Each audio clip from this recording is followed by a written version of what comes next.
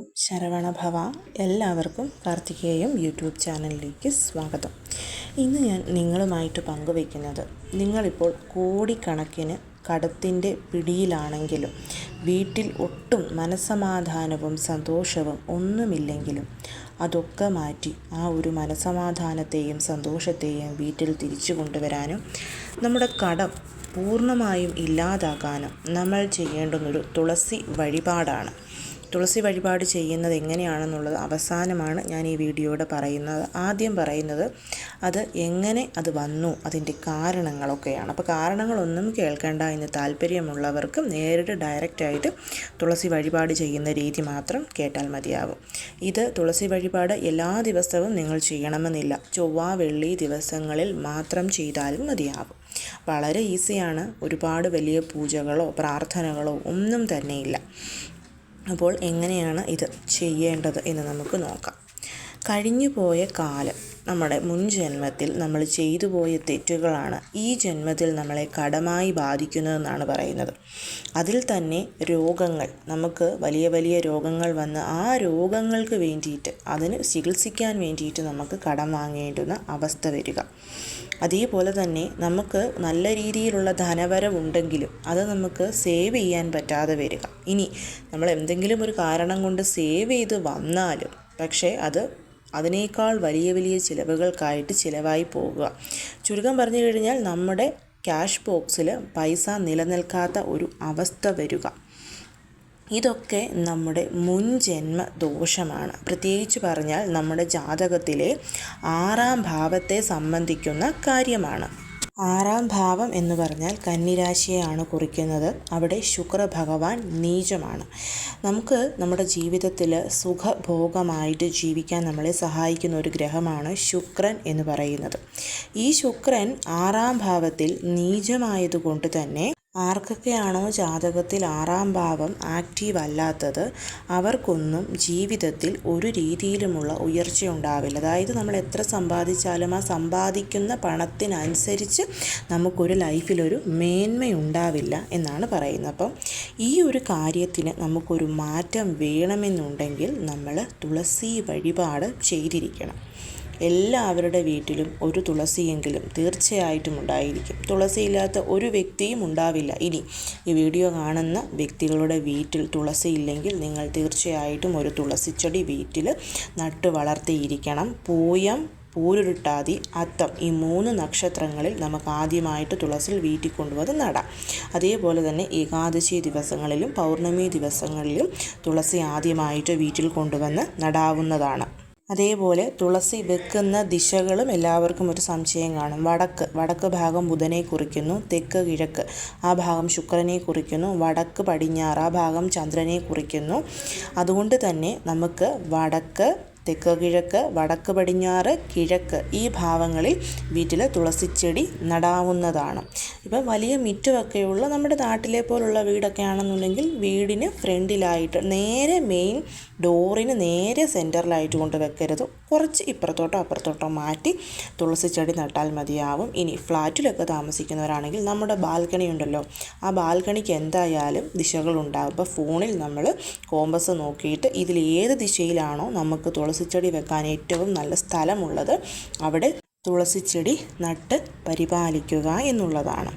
അതേപോലെ തന്നെ തുളസിച്ചെടിയിൽ ഇന്ന രീതിയൊന്നുമില്ല. കൃഷ്ണ തുളസിയോ അല്ലെങ്കിൽ നല്ല പച്ച കളറിലെ തുളസിയോ 2 തുളസിയും ഒന്നിച്ചോ ഒക്കെ നമുക്ക് വീട്ടിൽ നട്ട് വളർത്താവുന്നതാണ്. അതും നമ്മൾ നോക്കേണ്ടുന്ന ആവശ്യമില്ല.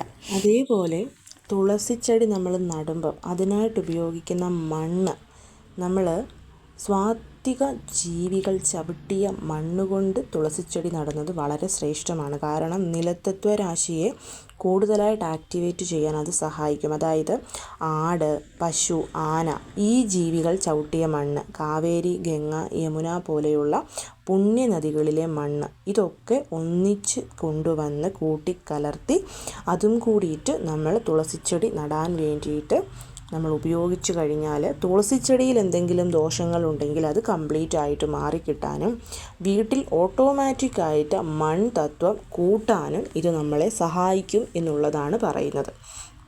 അപ്പം ഇങ്ങനെയുള്ള മണ്ണുകൾ കിട്ടാൻ ചാൻസ് ഉള്ളവർ തീർച്ചയായിട്ടും അത് പ്രയോജനപ്പെടുത്താവുന്നതാണ്. ഒപ്പം തന്നെ സാളഗ്രാമ പൂജയെപ്പറ്റിയും ഒരുപാട് പേര് ചോദിച്ചായിരുന്നു. സാളഗ്രാമം വീട്ടിലെ പൂജാമുറിയിൽ വെക്കുന്നതിനേക്കാൾ തുളസിച്ചെടിയുടെ ചുവട്ടിൽ വെച്ച് നിങ്ങൾ ഈ നോർത്ത് ഇന്ത്യയിലോട്ടൊക്കെ വന്നു കഴിഞ്ഞാൽ കാണാൻ സാധിക്കും. മിക്ക വീടുകളിലും തുളസിച്ചെടി നടുന്നതിൻ്റെ കൂട്ടത്തിൽ തന്നെ ഭഗവാൻ കൃഷ്ണൻ്റെ ഒരു ശിലയും കൂടെ വെക്കും. അങ്ങനെയല്ലാന്നുണ്ടെങ്കിൽ സാളഗ്രാമം വെക്കും. അതെന്തിനാണെന്ന് വെച്ച് കഴിഞ്ഞാൽ ഇവരെ രണ്ടുപേരെയും കൂടി ഒന്നിച്ച് വെച്ച് പൂജ ചെയ്യുമ്പോൾ അങ്ങനെ പൂജ ചെയ്യുന്ന വീട്ടിൽ വളരെയധികം ഐശ്വര്യങ്ങൾ ഉണ്ടാവും എന്നുള്ളതാണ് പറയുന്നത്. കാരണം നമ്മൾ എല്ലാ ദിവസവും തുളസിച്ചെടിക്ക് ജലം സമർപ്പിക്കുമ്പം അതിനൊപ്പം ഈ സാളഗ്രാമത്തിനും കൂടി അഭിഷേകം ചെയ്യും. സാളഗ്രാമം എന്ന് പറയുന്നത് സാക്ഷാൽ വിഷ്ണു ഭഗവാൻ തന്നെയാണെന്നുള്ളത് നമുക്കറിയാം. അപ്പം തുളസിച്ചെടിക്ക് ധൂപം കാണിക്കുമ്പോൾ സാളഗ്രാമത്തിനും കിട്ടും. അപ്പോൾ എല്ലാ ദിവസവും തുളസി സാളഗ്രാമ പൂജ ചെയ്യുമ്പം അതിൻ്റെ ഫലം എന്ന് പറയുന്നത് വളരെ വളരെ അത്യുത്തമമായിരിക്കും. അതുകൊണ്ട് സാളഗ്രാമം വീട്ടിൽ മേടിക്കണമെന്ന് ആഗ്രഹമുള്ളവർക്ക് തീർച്ചയായും സാളഗ്രാമം വാങ്ങിച്ച് തുളസിച്ചെടിയുടെ ചുവട്ടിൽ വെച്ച് പൂജ ചെയ്യാം. അപ്പോൾ ശ്രദ്ധിക്കേണ്ടുന്ന കാര്യം, എല്ലാ ദിവസവും തുളസിച്ചെടിക്ക് ജലം സമർപ്പിക്കുമ്പം സാളഗ്രാമത്തിന് 1 സ്പൂൺ പാലും കൂടിയിട്ട് സമർപ്പിക്കുക. അതായത് അഭിഷേകം ചെയ്യുക എന്നുള്ള അർത്ഥത്തിൽ സാളഗ്രാമത്തിന് 1 സ്പൂൺ, ഒരേ 1 സ്പൂൺ പാല് മതി. അങ്ങനെയല്ലെന്നുണ്ടെങ്കിൽ നമ്മൾ തുളസിക്ക് സമർപ്പിക്കുന്ന ജലം തുളസിച്ചെടിക്ക് നമ്മൾ കംപ്ലീറ്റ് ആയിട്ട് ഒഴിച്ചിട്ട് ഏറ്റവും അവസാനം കുറച്ച് ജലം വെച്ചിട്ട് അതിനകത്ത് ഈ പാലും കൂടി ഒഴിച്ച് മിക്സ് ചെയ്തിട്ട് അത് സാളഗ്രാമത്തിന് നമ്മൾ സമർപ്പിക്കുക എന്നുള്ളതാണ്. അത് നമുക്ക് വളരെ നല്ല ഫലം തന്നെ തരും. ഇനി തുളസി പൂജ ചെയ്താൽ എങ്ങനെയാണ് നമുക്ക് നമ്മുടെ 6ാം ഭാവത്തെ ജാതകത്തിൽ ആക്റ്റീവാക്കാൻ പറ്റുക എന്നുള്ളത്. കന്നിരാശിയാണ് 6ാം ഭാവം എന്ന് ഞാൻ പറഞ്ഞപ്പോൾ ആ കന്നിരാശിയുടെ മുഴുവൻ ഫലത്തെയും നമുക്ക് തുളസി പൂജ ചെയ്യുന്നത് വഴി ലഭിക്കും. അതുമാത്രവുമല്ല, നമ്മുടെ ശരീരത്തിൽ 6ാം ഭാവം എന്ന് പറഞ്ഞാൽ കുറിക്കുന്നത് വയറാണ്. വയറ്റിൽ എന്തെങ്കിലുമൊക്കെ പ്രശ്നമുള്ളവർക്ക് തീർച്ചയായും കടമുണ്ടായിക്കൊണ്ടേയിരിക്കും. അതും ഞാൻ നിങ്ങളോട് നേരത്തെ തന്നെ പറഞ്ഞിട്ടാണ്. അതിപ്പം നമ്മുടെ ഹോർമോണൽ പ്രശ്നങ്ങളായാലും PCOD, PCOS, അങ്ങനെയല്ല വയറ്റിൽ പുണ്ണ്, അൾസർ, അങ്ങനെയുള്ള ഒരുപാട് രോഗങ്ങളുണ്ടല്ലോ. അപ്പോൾ ഈ രോഗങ്ങളുള്ളവർക്കൊക്കെ ഒന്നെങ്കിൽ കടം ഒരു പ്രശ്നമായിരിക്കും, അല്ലെങ്കിൽ കുടുംബജീവിതത്തിൽ സമാധാനമുണ്ടാവില്ല എന്നുള്ളൊരു പ്രശ്നം കാണാം. അപ്പം ഇത് രണ്ടിൽ ഏതുണ്ടെങ്കിലും നിങ്ങൾ ചെയ്യേണ്ടത് ഈ ഒരു തുളസി പൂജയാണ്. അതേപോലെ തന്നെ ശരീരത്തിൽ രക്തത്തിൻ്റെ കണക്ക് വെച്ചിട്ട് നമുക്ക് പ്രാണശക്തിയെയും അറിയാൻ പറ്റും. അതെങ്ങനെയാണെന്നുള്ളത് ചൊവ്വാഗ്രഹത്തെ ആക്റ്റീവ് ചെയ്യുന്ന വീഡിയോയിൽ പ്രാണശക്തിയും രക്തവും തമ്മിലുള്ള ബന്ധത്തെപ്പറ്റി ഞാൻ പറഞ്ഞു തന്നിരുന്നു. അതുകൊണ്ട് തന്നെ ഈ വീഡിയോയിൽ ഞാനത് പറയുന്നില്ല. അപ്പം ഈ രണ്ടും, അതായത് നമ്മുടെ പ്രാണശക്തിയെയും 6ാം ഭാവത്തെയും ഒരേപോലെ കൊണ്ടുപോകാൻ, അതായത് ഒരുപോലെ ബാലൻസ് ചെയ്ത് കൊണ്ടുപോകാൻ നമ്മളെ ബുധഗ്രഹം സഹായിക്കും. കാരണം നമ്മുടെ ശരീരത്തിലെ ഞരമ്പുകളുടെ അധിപതിയാണ് ബുധൻ എന്ന് പറയുന്നത്. ചക്രങ്ങളെ നോക്കിയാണ് ഇത് പറയുന്നതെന്നുണ്ടെങ്കിൽ ഹാർട്ട് ചക്രയെ നമുക്ക് പറയാവുന്നതാണ്.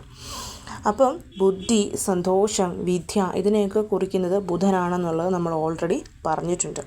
അതുകൊണ്ട് തന്നെ ബുധഗ്രഹത്തെ ഹാപ്പിയാക്കിയാൽ നമ്മുടെ 6ാം ഭാവത്തിലുള്ള ദോഷങ്ങളെ നമുക്ക് നല്ല രീതിയിൽ കുറയ്ക്കാനായിട്ട് സാധിക്കുന്നതാണ്. അത് എങ്ങനെയാണെന്ന് വെച്ച് കഴിഞ്ഞാൽ ഞാൻ പറഞ്ഞു, കന്നിരാശിയാണ് 6ാം ഭാവത്തെ കുറിക്കുന്നത്. കന്നിരാശി എന്ന് പറയുന്നത് നിലത്തത്വ രാശിയാണ്. തുളസി വളരുന്നത് എവിടെയാണ്? മണ്ണിലാണ്.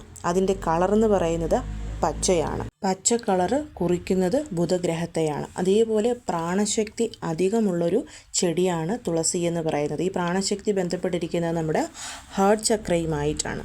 അതേപോലെ തുളസി ചെടിയിൽ പൂവുണ്ട്. ആ പൂവിന് മണമുണ്ടോ? ഇല്ല. തുളസി ചെടിക്കും അതിൻ്റെ കതിരിനും മണമുണ്ട്, പക്ഷേ പൂവിന് മണമില്ല.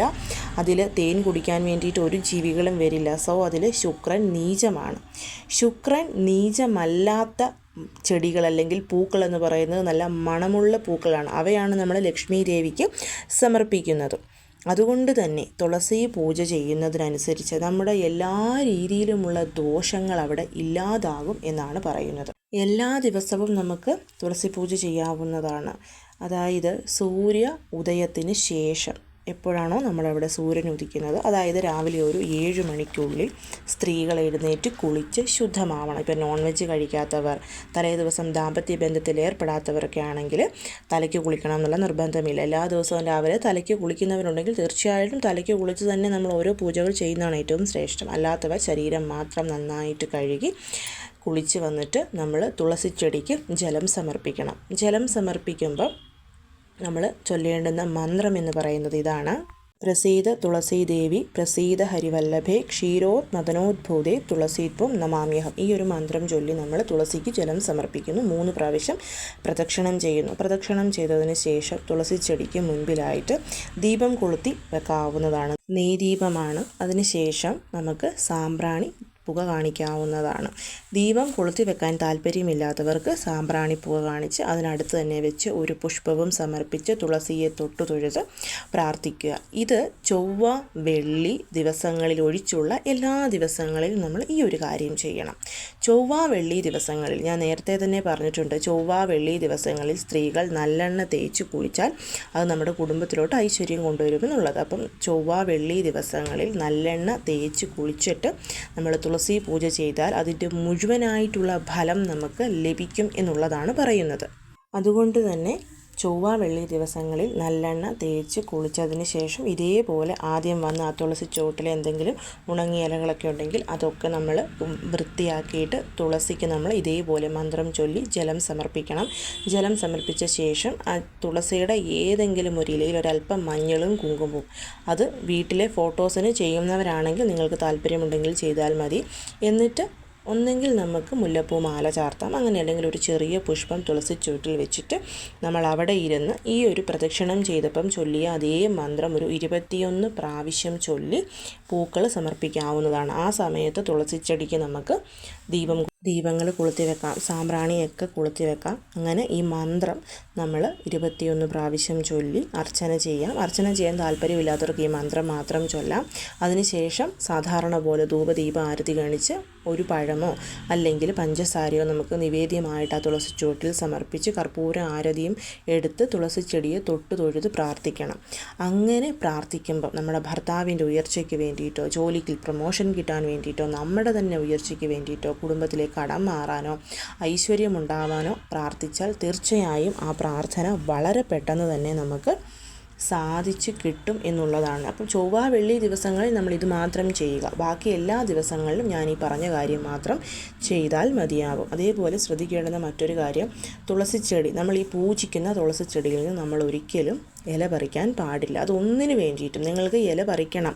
ഇപ്പോൾ വീട്ടിൽ പൂജയ്ക്കൊക്കെ വേണ്ടിയിട്ട് ഇല പറിക്കണമെന്നുണ്ടെങ്കിൽ നമ്മൾ പൂജിക്കാത്ത ഒരു തുളസിച്ചെടി അതിന് വേണ്ടിയിട്ട് വളർത്തിക്കോളൂ. അതേപോലെ തുളസിച്ചെടിയിൽ കുരു വരുമ്പം ശനിയാഴ്ച ദിവസങ്ങൾ നോക്കി ആ കുരു നന്നായിട്ട് കറുത്ത് വരുമ്പോൾ അത് പൊട്ടിച്ച് നമുക്ക് മാറ്റി നടാം. അപ്പോൾ അത് വളർന്നു വരുമ്പോൾ അതിൽ നിന്ന് നമുക്ക് പൂജയ്ക്ക് വേണ്ടിയിട്ട് പറിക്കാവുന്നതാണ്. അല്ലാത്ത പക്ഷം ഈ തുളസിച്ചെടിയിൽ ഇല പറിക്കാനോ നമ്മൾ മറ്റാർക്കെങ്കിലും കൊടുക്കാനോ അങ്ങനെയുള്ള കാര്യങ്ങളൊന്നും ചെയ്യാതിരിക്കുന്നതാണ് ഏറ്റവും നല്ലത്. അതേപോലെ തുളസി ചെടി വളരാത്ത വീടുകളുണ്ടാവും. എത്ര ശ്രമിച്ചാലും തുളസിച്ചെടി വളരില്ല, കുരുടിച്ച് നിൽക്കുക. അതേപോലെ ഇപ്പോൾ ഒരു തുളസിച്ചെടി വെച്ച് വളർന്നാലും ഒരു 3-4 മാസം കഴിയുമ്പോൾ അത് പട്ടുപോവുക. അങ്ങനെയൊക്കെ ചെയ്യുന്നവരുടെ വീട്ടിൽ മൺതത്വ രാശി ഒട്ടും തന്നെ ആക്റ്റീവ് അല്ല എന്നുള്ളതാണ് പറയുന്നത്. അതുപോലെ അങ്ങനെയുള്ള വീടുകളിൽ എപ്പോഴും രോഗങ്ങൾ ഉണ്ടായിരിക്കും. അതല്ലെന്നുണ്ടെങ്കിൽ മനസ്സമാധാനം ഉണ്ടാവില്ല, സന്തോഷമുണ്ടാവില്ല എന്നുള്ളതാണ് പറയുന്നത്. അങ്ങനെ ഉണ്ട് എന്നുണ്ടെങ്കിലും നിങ്ങൾ ഈ ഒരു തുളസി പൂജ ഇപ്പം നമ്മൾ ഒരു ദിവസം നോക്കി, ഞാൻ ഈ പറഞ്ഞൊരു ദിവസം നോക്കി തുളസിച്ചെടി നട്ട് നമ്മൾ പൂജ ചെയ്ത് തുടങ്ങിക്കോളൂ. പതിയെ ഒരു മാറ്റം തീർച്ചയായിട്ടും നിങ്ങൾക്ക് ഉണ്ടായി വരുന്നത് കാണാനായിട്ട് സാധിക്കുന്നതാണ്. അതേപോലെ സ്ത്രീകളായ നമ്മൾ രാവിലെ എഴുന്നേറ്റ് കുളിച്ച് പൂജാമുറിയിൽ വിളക്കൊക്കെ കൊളുത്തി പ്രാർത്ഥിക്കുന്നതിന് മുൻപായിട്ട് തുളസിച്ചെടിയിലൊന്ന് തൊഴുത് ആ ദിവസം തുടങ്ങിയാൽ തീർച്ചയായിട്ടും നമുക്ക് നല്ല രീതിയിലുള്ള ഉയർച്ചയുണ്ടാകുമെന്നാണ് പറയുന്നത്. ഇപ്പോൾ ഫ്ലാറ്റിലൊക്കെ താമസിക്കുന്നവർക്ക് അത് വളരെയധികം നല്ല രീതിയിൽ സാധിക്കും. പക്ഷേ നാട്ടിലൊക്കെ താമസിക്കുന്നവർക്ക് കതക് തുറന്ന് മുറ്റത്തിറങ്ങണം, തുളസി ചെടിയെ തൊടണമെന്നുണ്ടെങ്കിൽ. അങ്ങനെയുള്ളവർ നിങ്ങളുടെ പൂജയൊക്കെ കഴിഞ്ഞ് നേരം നന്നായിട്ട് വെളുത്തതിന് ശേഷം മാത്രം ഇറങ്ങിയാൽ മതിയാകും. അല്ലാതെ ഞാനിത് പറഞ്ഞു എന്നും പറഞ്ഞ് വെളുപ്പിനെ ഒരു 4 മണിക്കൊക്കെ എഴുന്നേൽക്കുന്നവർ ആ സമയത്ത് കതക് തുറന്ന് വെളിയിലോട്ട് ഇറങ്ങേണ്ടുന്ന ആവശ്യമില്ല. പക്ഷേ തുളസി ചെടിയിലൊന്ന് തൊഴുത് പ്രാർത്ഥിച്ച് ആ ഒരു ദിവസം തുടങ്ങുന്നത് വളരെ നല്ല കാര്യം തന്നെയാണ്. ഇത് എല്ലാ ദിവസവും ചെയ്യാൻ. ഇപ്പോൾ തുളസിച്ചെടിക്ക് ജലം ഒഴിക്കുക, എല്ലാവരുടെ വീട്ടിലും ചെടി കാണും. ചെടികൾക്ക് നിങ്ങൾ വെള്ളം ഒഴിക്കുന്നതല്ലേ, അപ്പം അതിനെപ്പോലെ തന്നെ കുറച്ച് നേരത്തെ സൂര്യ ഉദയ സമയത്ത് തുളസി ചെടിക്ക് ജലം ഒഴിക്കുക എന്നുള്ളത് മാത്രമാണ് ഇവിടെ നമ്മൾ ചെയ്യേണ്ടത്. അത് ചെയ്ത് പ്രാർത്ഥിക്കുമ്പോൾ നമ്മുടെ വീട്ടിൽ ഓട്ടോമാറ്റിക്കായിട്ട് ആ ഒരു നിരത്തത്വ രാശി അവിടെ ഉയരുകയും നമ്മുടെ വീട്ടിലെ പ്രശ്നങ്ങൾ അവിടെ മാറിക്കിട്ടുകയും ചെയ്യും. അത് മാത്രവുമല്ല, അങ്ങനെ തുളസി പൂജ ദിവസവും ചെയ്യുന്ന വീട്ടിലെ സ്ത്രീകൾ നമ്മുടെ വാക്കുകൾ ആ വീട്ടിലുള്ളവർ കേൾക്കാനും അംഗീകരിക്കാനും തയ്യാറാകും. സ്ത്രീകൾക്ക് ആ വീട്ടിലൊരു വിലയുണ്ടാകും. ഒരുപാട് പേര് പറയാറില്ലേ, ഭർത്താക്കന്മാരും അമ്മായിമ്മമാരും ഒന്നും നമുക്കൊരു വില തരുന്നില്ല, നമ്മുടെ വാക്കുകളൊന്നും കേൾക്കുന്നില്ല എന്നുള്ളത്. നിങ്ങൾ തുളസി പൂജ സ്ഥിരമാക്കിക്കോളൂ. തീർച്ചയായും നിങ്ങൾ പറയുന്ന വാക്കുകൾ കേൾക്കാനും നിങ്ങളുടെ അഭിപ്രായങ്ങൾ ആരായാനും എല്ലാവരും തുടങ്ങും. ഒപ്പം തന്നെ സ്ത്രീകളുടെ ആരോഗ്യം മെച്ചപ്പെടുകയും സന്തോഷവും മനസമാധാനവും ശരീരസൗഖ്യവും മനസ്സൗഖ്യവും ഉയരും. മാനസികമായിട്ടുള്ള സന്തോഷം കൂടുമ്പം ശാരീരികമായിട്ടുള്ള ഉണർവും നമുക്ക് കൂടും. തീർച്ചയായിട്ടും നല്ല രീതിയിലുള്ള ഒരു മാറ്റം. ദയവ് ചെയ്ത് 1-2 ദിവസം ഇത് ചെയ്തിട്ട് ഫലം കിട്ടുന്നില്ല എന്ന് നിങ്ങൾ ആരും പറയരുത്. നിങ്ങൾ തുടർച്ചയായിട്ട് ഇതൊരു കണ്ടിന്യൂസ് ആയിട്ടൊരു 21 ഡേയ്സ് ചെയ്ത് നോക്കണം. ഇപ്പം പീരിയഡ്സ് വരുന്ന സമയത്ത് ആസ് യൂഷ്വൽ മുടങ്ങും. അത് നമ്മുടെ വീട്ടിലുള്ള മറ്റാരോടെങ്കിലും ചെയ്യാൻ പറഞ്ഞ് ചെയ്യിപ്പിക്കാം. ഇനി ആ സമയത്ത് ഏതെങ്കിലും വീട്ടിലോട്ട് പോകണം, നമ്മുടെ വീട്ടിൽ പോകണം, ഫ്രണ്ട്സിൻ്റെ വീട്ടിൽ പോകണം, അല്ല ആ ദിവസങ്ങളിലും മുടങ്ങും. അത് നമ്മൾ നോക്കേണ്ട. പക്ഷേ എല്ലാ ദിവസവും ഇത് ചെയ്താൽ തീർച്ചയായിട്ടും ഡ്രാസ്റ്റിക് ആയിട്ടുള്ളൊരു ചേഞ്ച് നമുക്ക് മനസ്സിലാവുന്നതാണ്. എല്ലാവരും ചെയ്യാൻ ശ്രമിക്കൂ. എല്ലാവരെയും മുരുകൻ അനുഗ്രഹിക്കട്ടെ. ഓം ശരവണ.